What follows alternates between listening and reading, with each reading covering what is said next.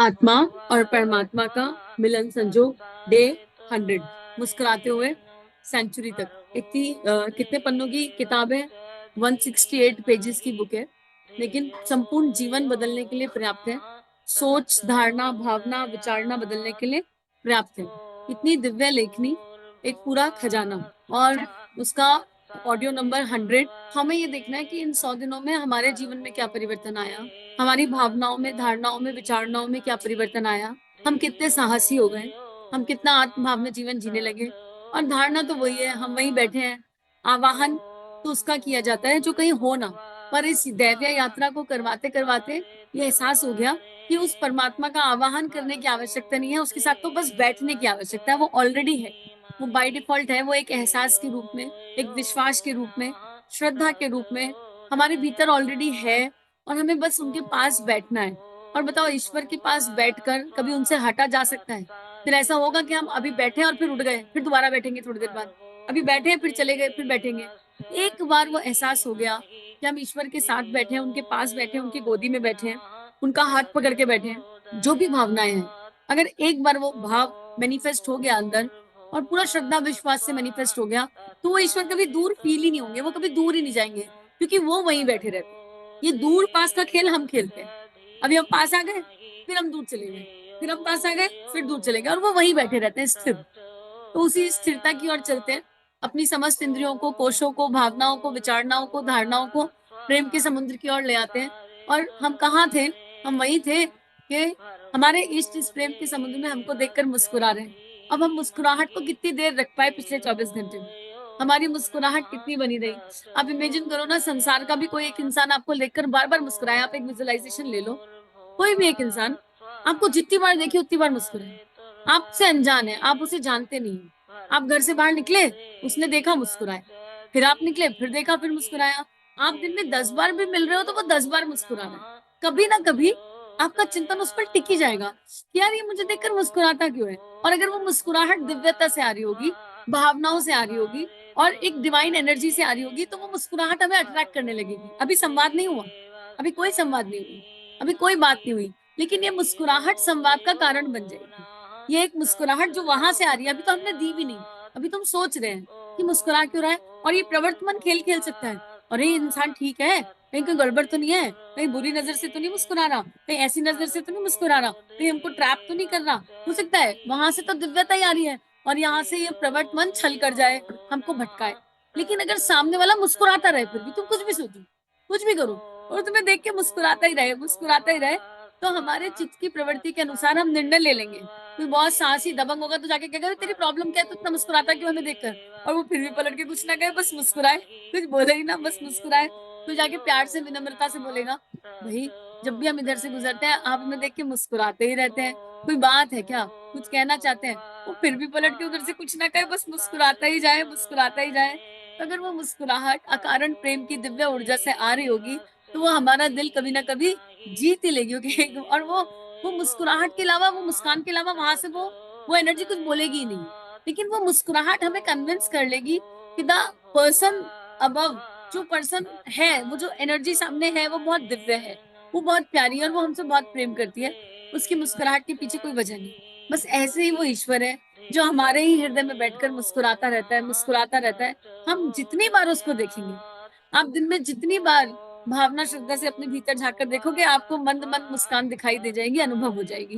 तो इसी मुस्कुराहट के साथ परम पूज्य गुरुदेव हमें मृत्यु से दोस्ती करना सिखा रहे हैं। तो मानसिक जप करते रहेंगे, और ये जप मुस्कुराहट ही है। आज का जप ध्यान मुस्कुराहट ही है। और हमें हमेशा मुस्कुराना है, ये नहीं कि ऑडियो हो गया तो ऑडियो के साथ साथ मुस्कुरा रहे हैं। अब ये लाइफ लॉन्ग है, क्योंकि ईश्वर तो है ना भीतर, और वो केवल मुस्कुराता है और कुछ भी नहीं करता। तो हमको हमेशा मुस्कुराना है। अब हमारी मुस्कुराहट का कारण अब संसार नहीं है, हमारी स्माइल का कारण वो प्रेम का सागर है जो हमारे हृदय में बैठा हुआ है, एक दिव्य स्वरूप धरकर। और वो हमें देखकर खिलखिला रहा है, मुस्कुरा रहा है, और उसको देखकर हमको स्माइल आ रही है। तो हम हमेशा मुस्कुराएंगे, और ये मुस्कुराहट ही हमें उस परम तत्व से एक कर देगी। तो इदम श्री सद्गुरुवे नमः के भाव से आगे बढ़ते हुए गुरुदेव ने हमें बता दिया कि भाई, मृत्यु का भय मत करो। और गुरुदेव ने हर तरीके से समझा दिया। गुरुदेव ने कल एक मूवी दिखाई, मूवी में हम दृष्टा हैं और दो लोगों को देख रहे हैं। दो लोगों को किसको देख रहे हैं? एक शरीर और एक वो जीवात्मा, उसको प्यार से देख रहे हैं, आत्मा। ये खेल चल रहा है। और देखने वाला स्थिर है। हम मूवी है, मूवी को देख रहे हैं तो हम ना अटैच हो रहे हैं ना डिटैच हो रहे हैं। और उस मूवी को हमने जब देखा, दूर से देखा, बिल्कुल स्थिर भाव से, तो हमको समझ में आया कि संसार की कौन सी गतिविधि हमारे ऊपर क्या प्रभाव डाल रही है, संसार की कौन सी हलचल हमारे ऊपर क्या प्रभाव डाल रही है। और फिर हमको समझ में आया ये तो मूवी चल रही है यार, मूवी के एक सीन से इतना इम्पैक्ट, ये कैसे हो सकता है? हम मूवी के सीन से ऐसे इम्पैक्ट कैसे हो सकते हैं? हम तो यहाँ है, जो देख रहा है स्थिर, मैं तो ये रहा, तो ये इम्पैक्ट कौन हो रहा है? ये जो इम्पैक्ट हो रहा है इसी का विलय होना है। ये जो जिसको इम्पैक्ट हो रहा है, जिसको फीलिंग आ रही है, इसी को विलय होना है। तो गुरुदेव उसी यात्रा में कह रहे हैं कि मृत्यु का भय केवल इसलिए है कि हम शरीर को शरीर मान रहे हैं। ये शरीर चला जाएगा एक दिन, पंच तत्वों का पंच तत्वों में मिल जाएगा, और इस शरीर को मिलने वाले सारे सुख आत्मा थोड़ा ना भोग सकती है। वो जो जीवात्मा है, या जिसको हम सोच रहे हैं कि ये सब कुछ करेगी, वो शरीर वाले सुख नहीं भोग सकती, पॉसिबल ही नहीं है। तो हमें इन टेम्परेरी सुखों से हटना होगा और उस परमानेंट की तरफ बढ़ना होगा। गुरुदेव लिखते हैं, यह बात जान लेने की है कि आत्मा अजर अमर है, तो शरीर के प्रति आसक्ति का भाव नहीं होना चाहिए। शरीर वह साधन मात्र है जिससे हम चाहें तो परमात्मा को प्राप्त कर सकते हैं, किंतु जब मूल लक्ष्य भूल जाते हैं और शरीर के सुख ही साध्य हो जाते हैं, तो मनुष्य को मौत का भय सताने लगता है। यह एक तरह से मनुष्य का अज्ञान ही है, अन्यथा मृत्यु मनुष्य के लिए हितकारी ही है। जीर्ण शीर्ण शरीर की उपयोगिता भी क्या होगी? प्रकृति हमें नया शरीर देने के लिए ही तो अपने पास बुलाती है। नया शरीर प्राप्त होगा, इससे तो प्रसन्नता होनी चाहिए। दुख की इसमें क्या ही बात है? अच्छी वस्तु प्राप्त करने में तो हर्ष ही होना चाहिए। अब इस वाले पैराग्राफ में एक बात और क्लियर हो रही है, जो कुछ लोग कहते हैं ना, ये मानव जीवन लिया ही क्यों, भगवान ने हमको जन्म ही क्यों दिया? क्योंकि हम उस श्लोक में रहकर ईश्वर को प्राप्त नहीं कर सकते। वहां पर हम ईश्वर की प्राप्ति इसलिए नहीं कर सकते कि वहां यात्रा बहुत, वहां पर ना सारा ज्ञान ट्रांसपेरेंट है, एवरीथिंग इज ट्रांसपेरेंट। अब कभी ओपन बुक एग्जाम दिए है क्या? ऐसा होता है क्या कि हमने पूरे साल पढ़ाई करी और फिर टीचर कहे कि ओपन बुक एग्जाम है, तुम्हारी बुक सामने है, तुम चीटिंग करके एग्जाम दे लो? चीटिंग करके एग्जाम दे भी लेंगे, नंबर आ भी जाएंगे, पास हो भी जाएंगे, पर जो ज्ञान अंदर जाना होगा, जो इन किताबों से हमको सीखना होगा, वो हम कभी ना सीख पाएंगे। वो जो विकास होना होगा वो कभी भी नहीं हो पाएगा। तो जब हम अगर हम इस देह को अलग हटाकर उस लोक की बात करें, उस रील की बात करें, तो वहां पर क्या है, हर चीज ट्रांसपेरेंट है। मुझे पता है मैं एक आत्मा हूँ, मुझे पता है सामने वाला भी एक आत्मा है, और हमको सबके अंदर बाहर का सब कुछ दिख रहा है, सब कुछ दिख रहा है। और लक्ष्य उस वहां पर भी यही है, भगवान की प्राप्ति। पर वहां पर क्योंकि हर चीज ट्रांसपेरेंट है, तो इसको, इस स्टेप्स को क्रॉस कर पाना बड़ा कठिन है, क्योंकि सब पता है तो ग्रोथ नहीं होती। और क्योंकि वहां आत्मा की पुकार, ऊपर में अगर हम आत्म स्तर पर है ना, तो वहां पुकार बड़ी प्रबल होती है, बहुत विकलता होती है। क्योंकि ये ऐसा होता है कि हम जिस सीढ़ी पर खड़े हैं उससे 10 सीढ़ी दूर वो परमात्मा है, वो ईश्वर का प्रकाश है, और हमें पता है यही मंजिल, और ये दिख रहा है और हम इस पर पहुंच नहीं पा रहे। इन 10 सीढ़ियों को क्रॉस करने के लिए जाने कितने कितने समय इंतजार करना पड़ेगा, बिकॉज एवरीथिंग इज ट्रांसपेरेंट। तो वो आत्मा की ही पुकार होती है कि मुझे परमात्मा प्राप्त करने के लिए देह चाहिए। भगवान, बहुत सारी पढ़ाई कर ली, यहाँ पर एग्जाम देने नीचे भेज दो, ना हो पाएगा तुमसे, इतना इतना जो बिछुआ है, इतना विरह नहीं सहा जा रहा। तो ये हमारी खुद की एज अ सोल चॉइस होती है, क्योंकि वो विरह बहुत बढ़ जाता है, और फिर हम पुकार लगाते हैं, पुकार सदगुरु को, अपनी हायर सेल्फ को, प्लीज हमें एक बार मानव जीवन दे दो, हमें आपकी प्राप्ति करनी है, प्लीज हमको एक बार मानव जीवन दे दो। हम यहाँ आपको देख पा रहे हैं, आपको प्राप्त नहीं कर पा रहे हैं, और वो मानव शरीर के बिना संभव नहीं है। तो ये मानव शरीर जो है, ये जो मानव देह मिली है, इसलिए इसका एक ही मात्र उद्देश्य है, परमात्मा की प्राप्ति। और इसका बहुत सुंदर एक्सप्लेनेशन एक बुक में मिलता है, जीवात्मा जगत के नियम, भावना खोरशदगिरी द्वारा लिखी गई है। बहुत ही सुंदर बुक है, बहुत। लेकिन उस बुक को पढ़ने के पीछे, उस बुक को पढ़ें तो उसमें एक कंडीशनिंग है, उस बुक को पढ़ते हुए पर चिंतन नहीं होना चाहिए। उस बुक को पढ़ते हुए अगर एक क्षण के लिए भी चिंतन किसी दूसरे पर चला गया, तो स्वाध्याय नहीं हुआ, फिर तो वो दूसरे का चिंतन हो गया। उस बुक में इस तरह समझाया गया है कि आत्माओं के लेवल होते हैं, ठीक है, लेवल 1, लेवल 2, लेवल 3, इस तरह। और अगर हमने उस बुक का चिंतन करके अपने आसपास वाली आत्माओं के लेवल काउंट करने शुरू कर दिए, तो समझो हम सबसे निम्न लेवल के हैं। हमें क्या अधिकार है किसी दूसरे की अवस्था और लेवल को फाइंड आउट करने का, या लेवल के बारे में चिंतन करने का?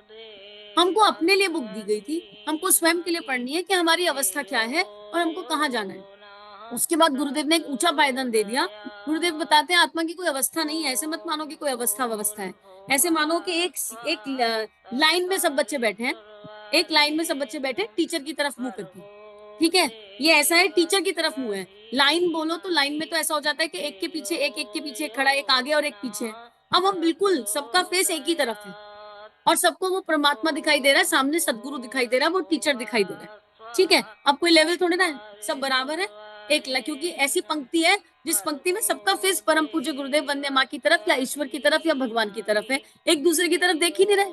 और एक दूसरे की तरफ देखेंगे भी तो सब एक ही लाइन में बैठे हैं, सबको उधर ही जाना है, सबको उधर ही जाना है। कहाँ जाना है? वो सामने जो दिखाई दे रहा है टीचर, सामने जो दिखाई दे रही है गुरु शक्ति, जो प्रेम की दिव्य ऊर्जा है, जिसे हम किसी भी रूप में देखते हैं। अब सब एक साथ बढ़ते जा रहे हैं, बढ़ते जा रहे हैं। अब इसमें क्या होगा? सीखने के लिए इतना कुछ है, इतना कुछ है। मान लो इस पंक्ति में 10 बच्चे बैठे हैं, ऐसा मान लेते हैं, तो 10 के पास अपनी अपनी क्वालिटीज होंगी। हो सकता है बच्चा नंबर 1 किसी पर्टिकुलर चीज में बहुत टॉप पर हो, तो बच्चा नंबर 2 हो सकता है किसी और चीज में टॉप पर हो, बच्चा नंबर 3 किसी और चीज में। यानी ये 10 जो बैठे हैं, 10 के पास अपनी अपनी कोई क्वालिटी है और वो उस क्वालिटी में बिल्कुल टॉपेस्ट पर है। ठीक है, सबके पास एक एक क्वालिटी और वो टॉपेस्ट पर है। अब अगर अपनी क्वालिटी का अहम हो जाए तो बाकी सबकी कोई क्वालिटी दिखेगी नहीं, उसी क्वालिटी में डूबे रह जाएंगे। लेकिन हमको ये जानना होगा कि गुण बहुत सारे हैं, बहुत सारे दैवीय गुण है, बहुत सारे सद्गुण है। भगवान ने एक गुण मुझे दिया और उस गुण में भगवान ने मुझे टॉप पर पहुंचा भी दिया, तो बहुत सारे गुण बाकी रह गए जो मैंने, कुछ तो ऐसे जिनको कभी स्वाद भी नहीं चखा। तो हो सकता है मेरे बाजू वाले में हो सकता है मेरे बाजू वाले में हो। तो अगर बाजू वाले की तरफ देखो तो समर्पण से देखो, रिसीविंग मोड से देखो, ऐसे देखो कि जो इसका गुण है वो भगवान हमको अपने आप दे देंगे और जो हमारे अंदर दिव्यता है वो इसके अंदर चली जाएगी। क्योंकि कुछ भी अपना नहीं है, वो गुण भी तो अपने नहीं है, वो भी तो ईश्वर के दिए हुए, और इसीलिए समूह की शक्ति चलती है। समूह का यही तो बेनिफिट है।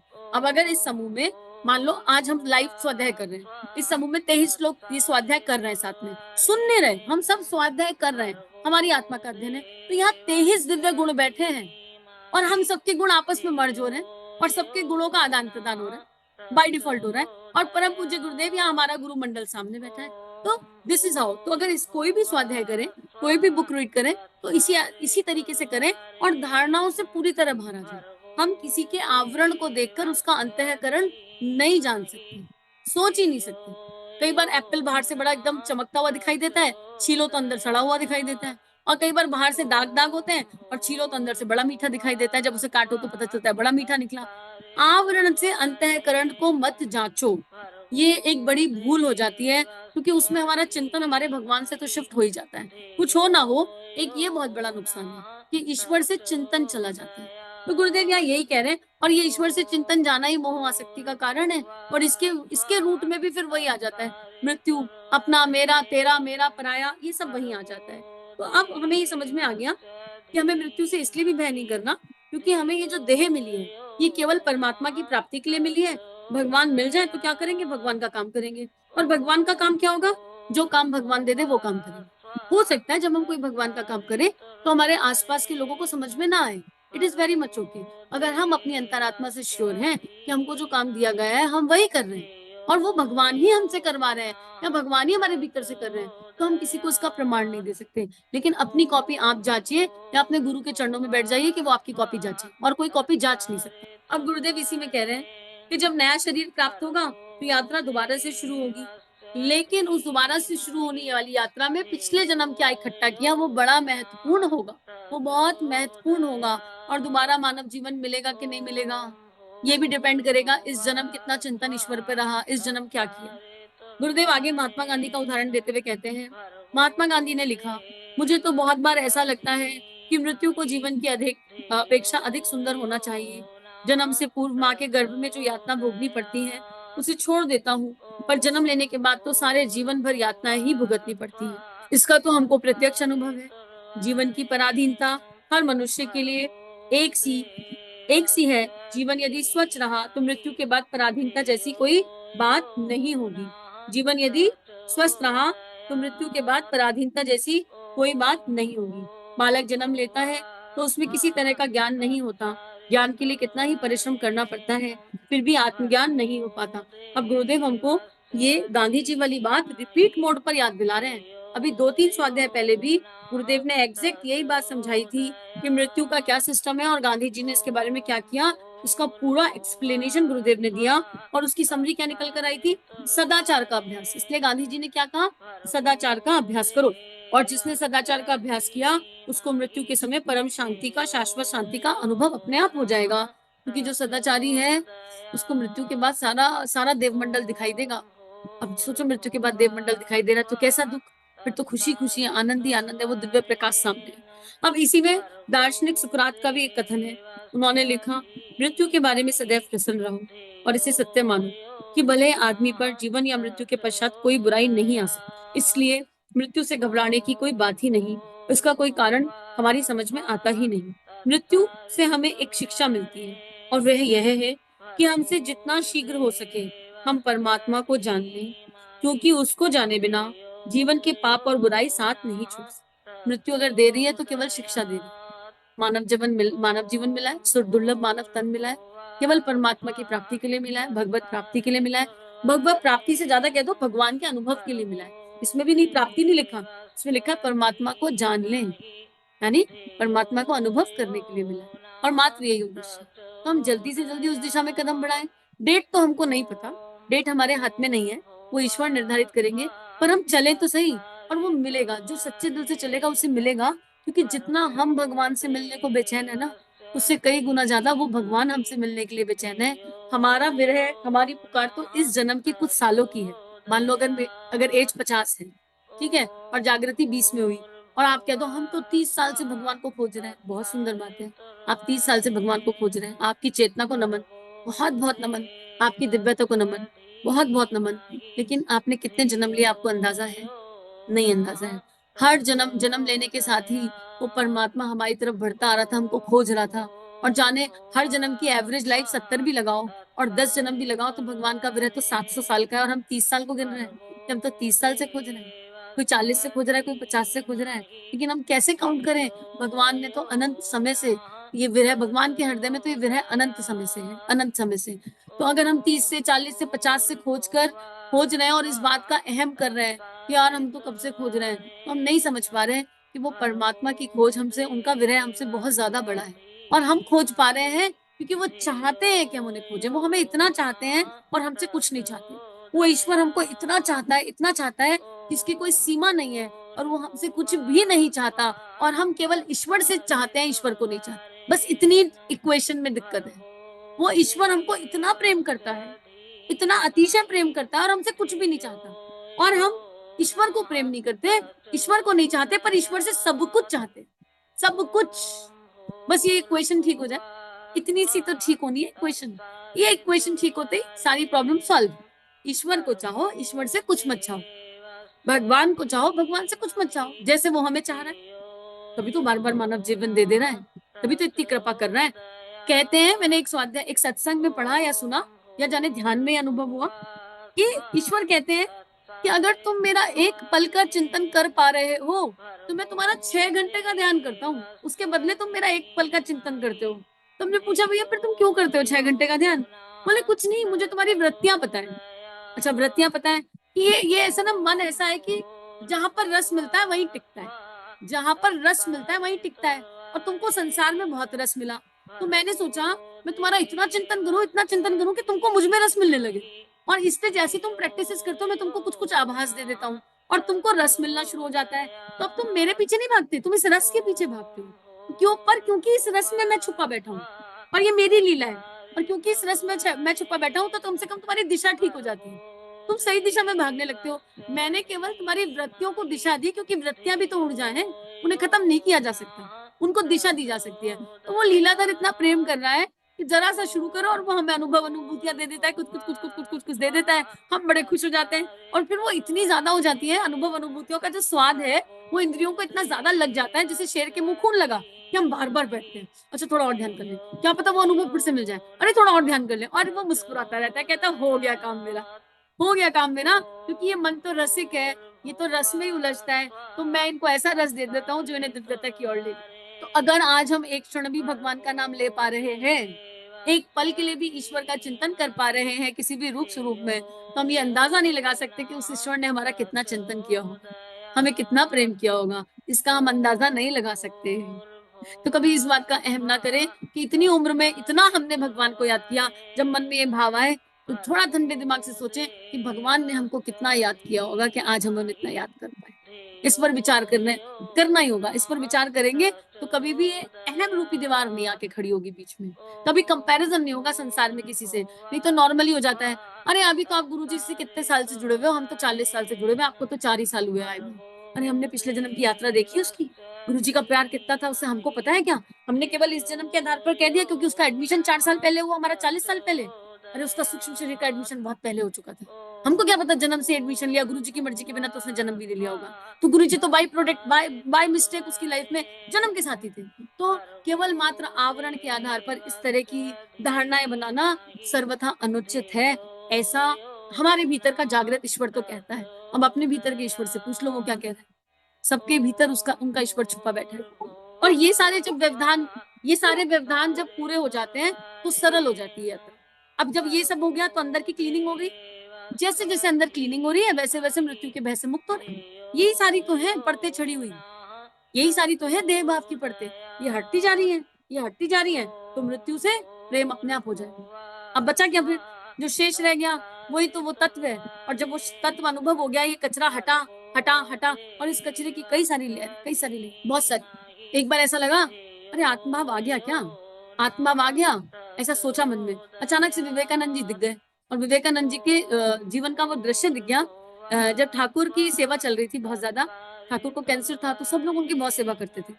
तो सारे डिसिपल्स के मन में कुछ कुछ भाव आ गया, बहुत बीमार है और वो थोड़ा सा कैंसर की वॉमिटिंग्स, उल्टियां, गंदगी रहती थी, अनहाइजीनिक था। स्वामी जी ने रीड कर लिया, स्वामी विवेकानंद ने रीड कर लिया और शिष्यत्व की पराकाष्ठा देखिए। उन सबको जागृति देने के लिए, उन सबके अहंकार को ये दिखाने के लिए कि बेटा गलत रास्ता आ गया। उसमें स्वामी जी खुद को सिद्ध नहीं करना चाहते थे, लेकिन सहयोगी आत्माओं का साथ देना चाहते थे। सबसे ज्यादा सेवा ठाकुर की स्वामी जी के हाथ में थी। कटोरा आगे किया, ठाकुर को कैंसर की उल्टी हुई, स्वामी जी खड़े खड़े वो उल्टी पी गए।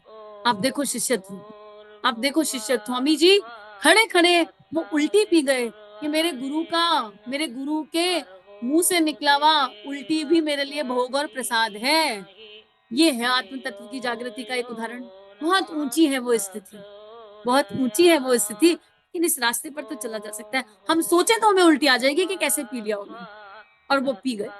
विचार करके कि क्या होता है शिष्य, क्या होता है शिष्य, और क्या होती है गुरु की सेवा और गुरु का कहना मानना। और हम लोग कितने मतलब हम लोग कितने कह लो कि बहुत कंफर्ट में हैं कि हमसे ये सब अपेक्षा तो गुरु जी कर ही नहीं रहे, चाहते ही नहीं चाहते। कह रहे हैं उदाहरणों से सीख लो, इसकी आवश्यकता नहीं। तभी तो कहते हैं कि विवेकानंद दोबारा कब मिलेगा। विवेकानंद ऐसा शिष्य कहाँ से लाए? पराकाष्ठा देखो तो प्रेम की और इस दिव्यता की पराकाष्ठा बहुत ऊंची है। और जिसको एक बार समझ में आ गया, अब मुझे ये पता ही है कि सामने वाले में ईश्वर है, तो मुझे उसकी उल्टी से कैसे घृणा हो सकती है? फिर तो वो भी ईश्वर ही हुआ ना। स्वामी विवेकानंद वही अवस्था पर थे कि उन्हें कुछ दिख ही नहीं रहा था, उन्हें तो बस अपना ईश्वर दिख रहा था अपने गुरु में। तो यही बात यहाँ गुरुदेव लिख रहे हैं, यही बात सुकरात जी ने समझाई कि जिसने परमात्मा को जान लिया, उसको उसके बाद उसके पास जानने योग्य कुछ नहीं बचा, उसके पास जानने योग्य कुछ नहीं बता। और अगर नहीं जानोगे तो ये पाप और ये बुराइयां साथ नहीं छोड़ेंगी, इनकी लेयर्स आती जाएंगी, ऊपर नीचे वही रगड़ाई धुलाई। तो हम सही चीज पर फोकस करें। इस तरह तरह तरह की आकांक्षाएं हमारे पीछे पड़ी रहेंगी। शरीर इस दृष्टि से एक अत्यंत उपयोगी यंत्र है कि हम परमात्मा को जान सकें। जीवन साधना के समस्त उपयोगी उपकरण इसमें मौजूद हैं। अतः शरीर की यदि कुछ उपयोगिता हो सकती है तो वह केवल इतनी ही है। शरीर की यदि कोई उपयोगिता है तो केवल इतनी ही है कि अपनी ज्ञान, बुद्धि और विवेक के द्वारा, शिक्षा, विचार और वाणी के द्वारा बाह्य और आंतरिक स्थिति का सही ज्ञान प्राप्त कर ले, ताकि फिर दूसरी योनियों में ना पड़ना पड़े। शरीर की एकमात्र उपयोगिता है जिसमें इन सारे गुणों के समन्वय के साथ चलने की आवश्यकता है। कौन कौन से गुण? ज्ञान, बुद्धि, विवेक। देखो वैसे तीनों एक चीज दिखती है, लेकिन ज्ञान, बुद्धि, विवेक अलग अलग हो गए यहाँ पर। ज्ञान वो है जो हम किताबों से प्राप्त कर रहे हैं, ज्ञान वो है जो हमने किताबों से प्राप्त किया, ठीक है। बुद्धि वो है जो संसार में जीना सिखा रही है, व्यवहारिक अध्यात्म, क्या करने होंगे क्या नहीं करने। लेकिन विवेक वो है जो परमात्मा की राह पे चलना सिखा रहा है। जब विवेक जागृत होता है तो बुद्धि एक तरफा हो जाती है, बुद्धि एक तरफा हो जाती है, और ज्ञान प्रेम ज्ञान बन जाता है, भक्ति वाला ज्ञान बन जाता है, भक्ति से जन्मा ज्ञान बन जाता है। ये किताबों से जन्मा ज्ञान भक्ति से जन्मे ज्ञान की तरफ बढ़ जाता है।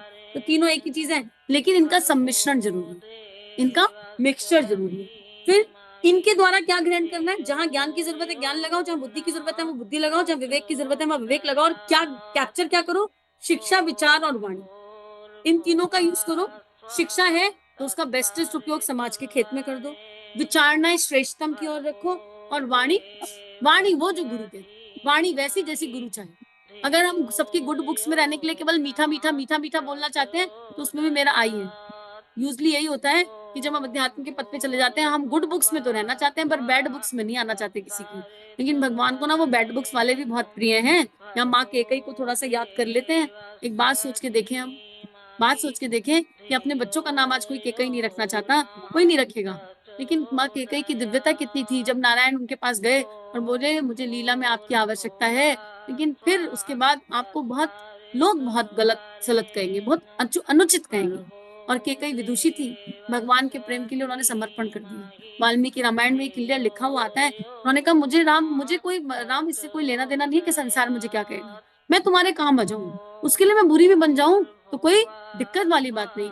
अपने बेटे की बुराई मोल ली, पति के खोने का जो दर्द है वो सहा, और उसका बाहर भी अपने ऊपर लिया, कितना कुछ अपने ऊपर लिया। और वो माँ केकई जो राम से सबसे ज्यादा प्रेम करती थी, सबसे अनन्य प्रेम करती है, लेकिन केकई को कितना बुरा भला कहा गया। और पता है उसके पीछे की मूल भाव क्या थी? माँ केकई बहुत विदुषी थी। जब श्री राम के राज्य अभिषेक की घोषणा हुई तो वो समझ गई कि ये एक इमोशनल निर्णय लिया गया है दशरथ जी द्वारा, एक इमोशनल निर्णय है। वाल्मीकि रामायण में ऐसे ऐसा कुछ आता है, और हम इसको कहानी भी माने तो उसका तत्व दर्शन उठा लें। ये कहानी सच है या झूठ इसको हट जाओ, पर इसका तत्व दर्शन उठाया जा सकता है। उन्होंने सारे ऋषियों को, संतों को, सबको बुलाया और सबने ये कहा कि महाराज माने या नहीं माने, पर अगले 14 साल जो भी अगले 14 साल जो भी गद्दी पर बैठेगा उसकी मृत्यु निश्चित है, उसकी मृत्यु निश्चित है। और उनको अपनी परवरिश पर इतना भरोसा था, उनको अपनी परवरिश पर, भरत पर इतना भरोसा था कि भरत गद्दी पर कभी बैठ ही नहीं सकता।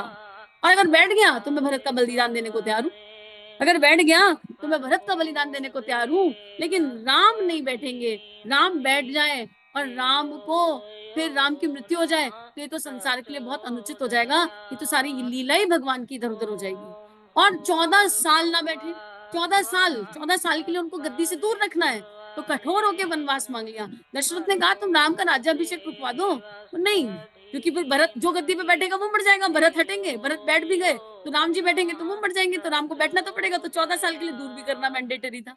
आप सोचो हम कितना कुछ सीख सकते हैं, अगर हम इसे एक इमेजिनेशन भी मांग ले तो कितना कुछ सीख सकते हैं। और फिर राम जी गए, दशरथ जी राजा थे, दशरथ जी चले गए, उसके बाद 14 साल कोई गद्दी पर बैठा ही नहीं, राम जी के खड़ा हो रहे, कोई बैठा ही नहीं, भरत जी तो बैठे ही नहीं, राम जी के खड़ा हो रहे, इसलिए कोई और गया नहीं, जो गद्दी पर था वो चला गया। तो हम बड़ी पिक्चर सोचे, हम गुड बुक्स में तो सब रहना चाहते हैं, लेकिन भगवान के लिए कभी कभी बैड बुक्स में भी भगवान की लीला में एक एक सच्चे शिष्य को जाना पड़ता है। तो ये सबकी इंडिविजुअल यात्रा है, लेकिन उसके मूल में मंगल ही छुपा होता है, उसके मूल में सबका हित ही छुपा होता है। गुरुदेव इसी को बता रहे हैं कि इस तरह का आंतरिक ज्ञान प्राप्त होने के बाद सब कुछ अपने आप सॉल्ट आउट हो जाता है, किसी योनि में भटकना नहीं पड़ता। शरीर की सुख इस दृष्टि से ना तो आवश्यक है और ना उपयोगी है। हमारा उद्देश्य शोधन और पारमार्थिक लक्ष्य प्राप्त करना ही होना चाहिए। शोधन हर समय क्लीनिंग तीनों शरीरों की, भावनाओं की, विचारणाओं की और देह की, और परमार्थिक लक्ष्य की प्राप्ति। परमार्थ हर काम जिसमें परमार्थ की एनर्जी इन्वॉल्व, स्वार्थ भाव से कोई काम न करे। मृत्यु से डरने की आवश्यकता इसलिए भी नहीं कि वह एक अनिवार्य स्थिति है। मनुष्य यदि डरे भी तो उससे छुटकारा नहीं पा सकता। जितना जीवन आपको मिला है उससे अधिक आप कदापि प्राप्त नहीं कर सकते, फिर आप क्यों डर रहे हैं? बुद्धिमानी तो इसी में है कि आप इस अनिवार्य स्थिति का लाभ उठाएं। आप मृत्यु को बुराइयों के से आगाह करते रहने वाला मित्र समझें, ताकि इस संसार में आत्म कल्याण और परमार्थ के काम सुचारू रूप से कर सके। अब मृत्यु से डरने से, अगर मृत्यु दूर जा रही हो तो डर लो। गुरुदेव लिख रहे हैं भाई हमारे डरने से मृत्यु टलने वाली तो है नहीं, इनफैक्ट हम उसे इनवाइट और कर रहे हैं, भाई मृत्यु से डर है, मृत्यु से डर, मृत्यु का चिंतन इतना कर रहे हैं कि 10 साल बाद आनी हो तो 5 साल बाद आ जाए। जिसका चिंतन करेंगे वही तो आएगा, जैसा सोचेंगे वैसे ही तो होगा। तो कह रहे जब अनिवार्य है तो उससे क्या डरना, क्यों डरना, कोई पॉइंट ही नहीं है ना डरने का, इसलिए मत डरो। और इसको गुरुदेव कई तरीकों से समझा चुके। अब गुरुदेव यहाँ एक चीज और कह रहे हैं कि हम मृत्यु से दोस्ती कर लें, हम मृत्यु को मित्र मान ले। सच्चा मित्र कौन है? जो हमारा विकास करवा, सच्चा मित्र कौन है? जो हमारा विकास कराता है, हमारी बुराइयों को प्रेम से समझा देता है, हमारी बुराइयों का दर्पण हमको प्रेम से दिखा देता है। नहीं, लेकिन आक्षेप की दृष्टि से नहीं, विकास की दृष्टि से। नहीं तो ऐसे तो कोई किसी का विकास ही नहीं कर पाएगा। तो मित्र भाव में विकास बहुत ज्यादा जल्दी संभव। मान लो मेरी किसी से मित्रता है और मुझे लगे कि मेरे मित्र के अंदर ये दिक्कत आ रही है, तो पहले मैं अपनी कॉपी जांचूं कि कहीं ये प्रॉब्लम मुझ में तो नहीं है, कहीं ये विकार मेरा तो नहीं है जो मुझे दिख रहा है। अगर अपनी कॉपी जांची और सब सही लगा तो शरणागति भाव से अपने मित्र से सहज भाव से कह दो, ऐसा लग रहा है, ऐसा ऐसा कुछ कुछ हो रहा है, देख लो, एक बार चेक कर लो। और वो सामने वाले मित्र की सहजता क्या होगी कि वो प्रेम से स्वीकारे, वो प्रेम से स्वीकारे, कहे जो तुमने कहा हमने उसका एनालिसिस कर लिया है तो उसको ठीक कर लिया, नहीं तो वो गुरु चरणों में रख दे कि भाई हमको दिख नहीं रहा। और ऐसे ही हम भी रिसीविंग मोड में रहे। मान लो कोई आए और आके मुझे कहे कि आपके अंदर ये कमियां दिख रही हैं, तो भाई सामने वाले ने अगर मुझे मेरी कमी बताई तो उसने मेरा चिंतन किया, मेरा अच्छा ही सोच रहा है ना, मेरा भला ही चाहता है ना। कोई आके मुझे क्यों मेरी कमी बताएगा, क्यों बताएगा, मतलब मेरा भला सोच रहा है, मुझे उसे ध्यान से सुनना है। मुझे अगर अंदर दिख गई तो ठीक, नहीं दिखी तो गुरु चरणों में रख दो, गुरु जी कॉपी जांच लेंगे, अपने से तो जचेगी नहीं। और इसी मित्र भाव के साथ सामूहिक विकास संभव है, सहज विकास संभव है। तो गुरुदेव यही कह रहे हैं कि इससे आत्म कल्याण का पथ एकदम सुनिश्चित हो जाता है। और इस अगर हम इस मृत्यु को मित्र बना लें तो हम ज्यादा से ज्यादा शुभ कर्म करें, ज्यादा से ज्यादा शुभ कर्म करेंगे और शुभ कर्मों का संचय इतना ज्यादा हो जाएगा कि हमें मृत्यु से फिर घबराना नहीं पड़ेगा। दिन भर काम करते हुए शरीर थक जाता है तो रात्रि में विश्राम की आवश्यकता पड़ती है। जिस प्रकार सोना मैंडेटरी है, सोना थकान मिटाने के लिए जरूरी है, इसी प्रकार मृत्यु भी जरूरी है। मृत्यु नई शक्ति, नवीन जीवन देती है। मृत्यु से आत्मा में एक नया प्राण भर जाता है। वो जीर्ण शीर्ण शरीर की पूरे जीवन की थकान उतर जाती है और हम एक नई जिंदगी के लिए पूरी तरह तैयार हो जाते हैं। तो इतनी प्यारी है ये मृत्यु, फिर हम इसे शत्रुवत क्यों देखें। शत्रुता हमने इससे कर ली, तो हम इस शत्रु भाव को भुला दें और इस परम विश्राम की अवस्था से हम प्यार करें। और यही गुरुदेव समझाना चाहते हैं हमें। तो आइए इस भाव को अपने भीतर गहरा गहरा गहरा निकाल लें। गुरुदेव ने हमें हर दृष्टि से समझा दिया, हमारा चिंतन भी करवा दिया, हमने कारण भी ढूंढ लिए और हम कारणों पे एनालिसिस भी कर रहे हैं। अपने भय के ट्रिगर को अगर हम फाइंड आउट कर लें तो इससे निकलना आसान हो जाएगा। हमारे भय किस किस कारण से आते हैं तो इनसे निकलना आसान हो जाएगा। तो आइए परम पूज्य से प्रार्थना करें, हम सब लोग एक साथ, क्योंकि ये स्वाध्याय सब लोग कर रहे हैं, एक आत्मा ने किया और सब एक ही आत्मा है तो सबने कर लिया। तो हम सब इस दैवीय स्वाध्याय को सुन रहे हैं, हमारी आत्मा में दैवीय प्रकाश जागृत हो रहा है और हमें पता चल गया हम अजर अमर अविनाशी उस परमात्मा की दिव्य दैवीय संतान है और जो केवल दिव्य दैवीय कर्म करने, परमार्थ की भाव के कर्म करने इस मानव देह में जन्मी है। इसी भाव के साथ सभी को प्रणाम, सभी को चरण वंदन। इदम श्री सद्गुरुवे नमः, इदम श्री सद्गुरुवे नमः।